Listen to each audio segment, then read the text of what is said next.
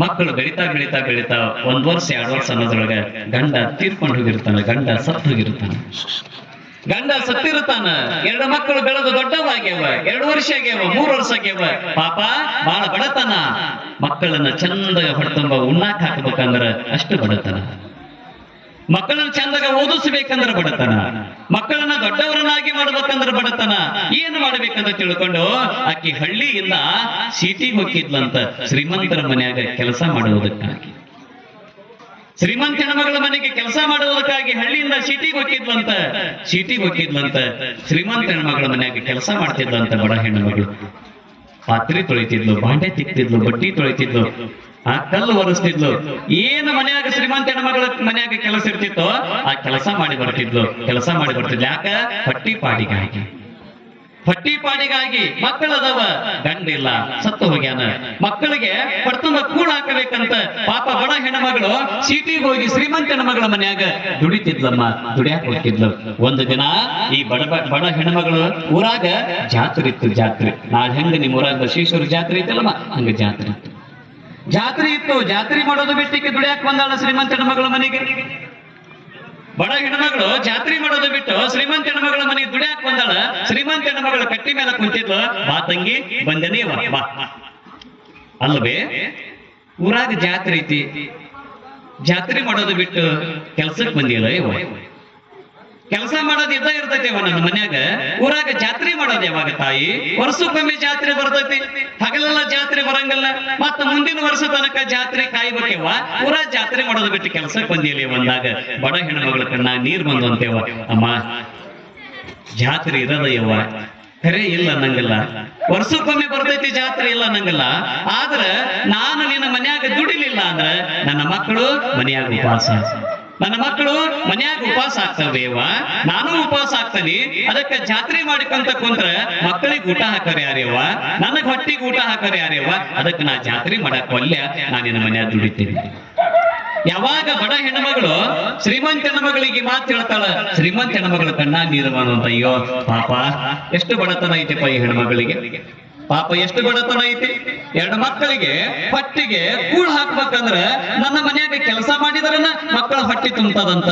ಪಾಪ ಅಷ್ಟು ಬಡತನ ಭಗವಂತ ಕೊಟ್ಟಾನಲ್ಲ. ಅಯ್ಯೋ, ಏನ್ ಮಾಡೋದು?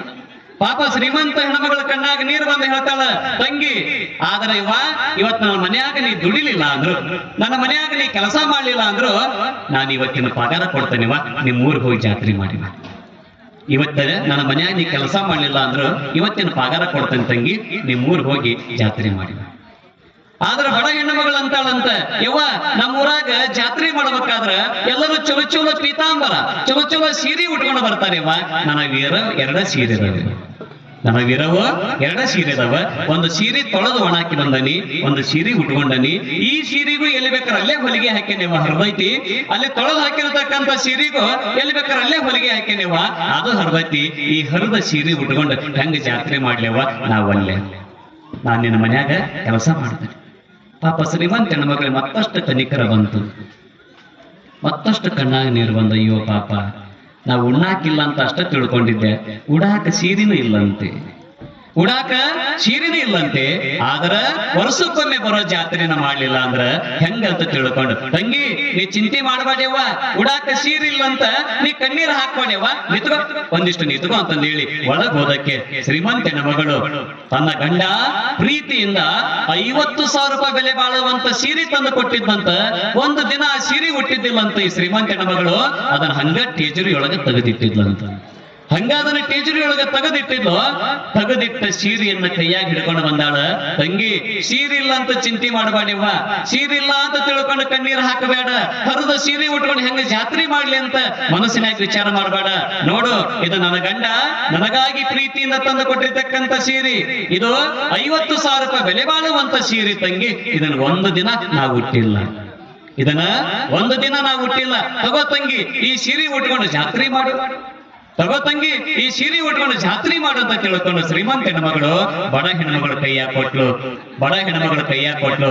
ಇಸ್ಕೊಳ್ಬೇಕಾದ್ರೆ ಬಡ ಹೆಣ್ಮಗಳ ಕಣ್ಣಾಗ ನೀರು ಬಂದು ಎಂತ ಪರಿಸ್ಥಿತಿಪಾ, ಇನ್ನೊಬ್ಬರು ಕೊಟ್ಟಾಗ ಸೀರೆ ಉಟ್ಕೊಳ್ಳುವಂತ ಬದುಕು ನಂದಾಗಿತ್ತಲ್ಲ, ಭಗವಂತ ಕೊಟ್ಟಾನಲ್ಲ ಅಂತ ತಿಳ್ಕೊಂಡು ಕಣ್ಣಾಗ ನೀರು ಬಂದು ಶ್ರೀಮಂತ ಹೆಣ್ಮಗಳು ಒಂದು ಮಾತು ಹೇಳ್ತಾಳಂತ, ತಂಗಿ ಈ ಸೀರೆ ಉಟ್ಕೋ, ಈ ಸೀರೆ ಹೆಂಗ ಕೊಟ್ಟನಿ, ಮರಳಿ ನಾಳೆ ನನ್ನ ಮನೆ ಬರ್ಬೇಕಾದ್ರ ಈ ಸೀರೆ ಹೆಂಗ ತಗೊಂಡು ಬರ್ಬೇಕು ನೋಡಿ.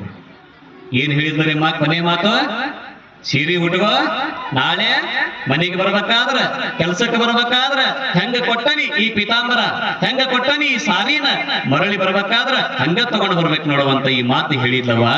ಸೀರೆ ತಗೊಂಡು ಮನೆಗೆ ಬಂದ್ಲು. ಸೀರೆ ತಗೊಂಡು ಊರಿಗೆ ಬಂದ್ಲು. ಊರಿಗೆ ಬಂದಾಳ. ಸಾಯಂಕಾಲ ತೇರದ, ಬೆಳಿಗ್ಗೆ ಏನೆಲ್ಲ ದೇವರ ಪೂಜೆ ಅದ, ಏನೆಲ್ಲ ಕುಂಭೋತ್ಸವ ಅದ, ಏನೆಲ್ಲ ಉಡಿ ತುಂಬ ಕಾರ್ಯಕ್ರಮ ಐತಿ. ಮನೆಗೆ ಬಂದಾಳ. 2 ಸರಿಗೆ ಸ್ನಾನ ಮಾಡ್ಯಾಳ.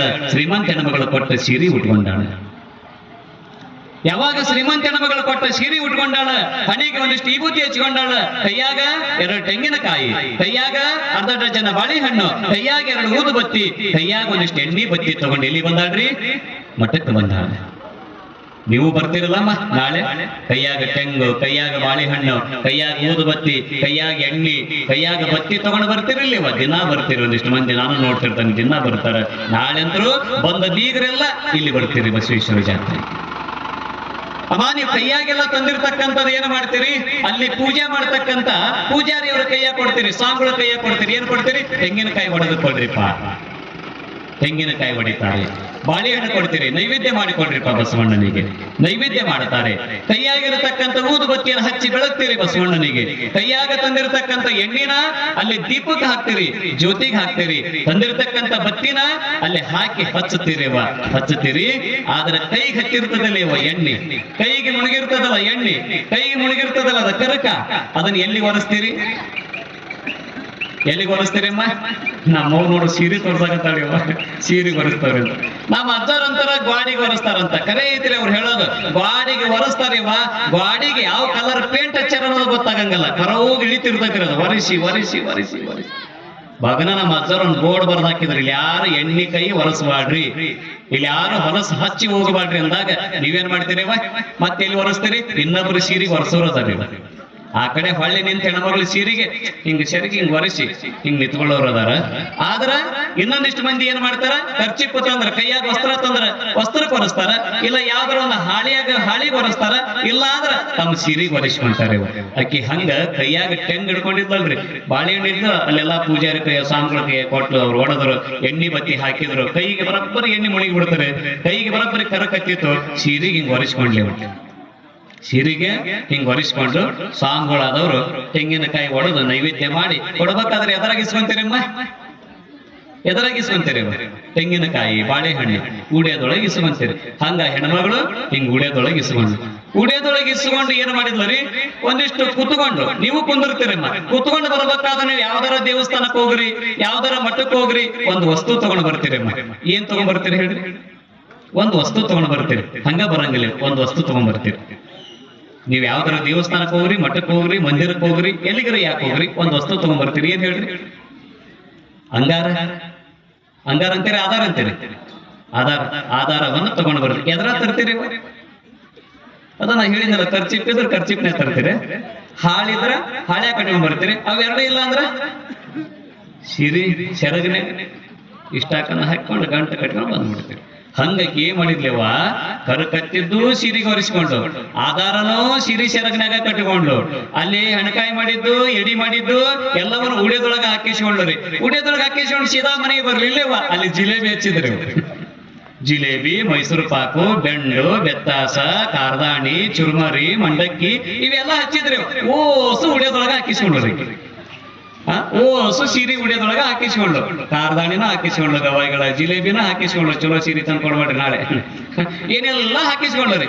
ಹಾಕಿಸ್ಕೊಂಡು ಮನೆಗೆ ಬಂದ ಬಳಿಕರ ಸೀರೆ ಬಿಚ್ಚಬೇಕ, ಮನೆಗೆ ಬಂದ ಬಳಿಕರ ಸೀರೆ ಬಿಚ್ಚಬೇಕ. ಸೀರೆ ಬಿಚ್ಚಲಿಲ್ರಿ, ಎಲ್ಲರ ಮನೆಗೆ ತೋರ್ಸಾಕಂತ ಹೆಂಗಾಗಿ ಸೀರೆ. ಇವ ಹೆಣ್ಮಕ್ಳಿಗೆ ಒಂದೊಂದು ಕೆಟ್ಟ ಚಾಡಿ, ಏನಾರ ಯಾಕೆ ತಗೊಂಬರ್ರಿ ನೀವು, ಇನ್ನೊಬ್ಬರಿಗೆ ತೋರ್ಸ ಮಟ್ಟನು ಸಮಾಧಾನ ಆಗಂಗಿಲ್ಲ, ನಿದ್ದಿನ ಹತ್ತಂಗಿಲ್ಲ. ಅವ್ರಿಗೆ ನೀವ್ ಏನ ತಗೊಂಡ್ಬರಿ, ಒಂದು ಸೀರೆಯರ ತಗೊಂಡ್ ಬರ್ರಿ, ಒಂದು ನೈಟಿಯರ ತಗೊಂಡ್ ಬರ್ರಿ, ಒಂದು ಬಳಿಯರ ತಗೊಂಡ್ ಬರ್ರಿ, ಒಂದು ಬಂಗಾರರ ತಗೊಂಡ್ ಬರ್ರಿ, ಒಟ್ಟ ಕಲ್ಲವನ ಮನೆಗೆ, ಮಲ್ಲವನ ಮನೆಗೆ, ನೀಲವನ ಮನೆಗೆ ಹೋಗಿ ತೋರ್ಸ ಮಟನ ನಿಮಗೆ ನೀತಿ ಅರ್ಥಂಗಿಲ್ಲವ. ಪರಮ ಪೂಜಾರ ವೇದಿಕೆ ಬರಕತ್ತೀರ, ಒಂದಿಷ್ಟು ನೀವೆಲ್ಲಿ ಕುಂತೀರಿ ಅಲ್ಲೇ ಎದ್ದು ನಿಂತು ಪರಮ ಪೂಜಾರನ ವೇದಿಕೆ ಬರಮಾಡಿಕೊಳ್ಳೋಣ. ಶಿವ ಸಾಂಬ ಜನ ಪಾರ್ವತಿ ಶಿವ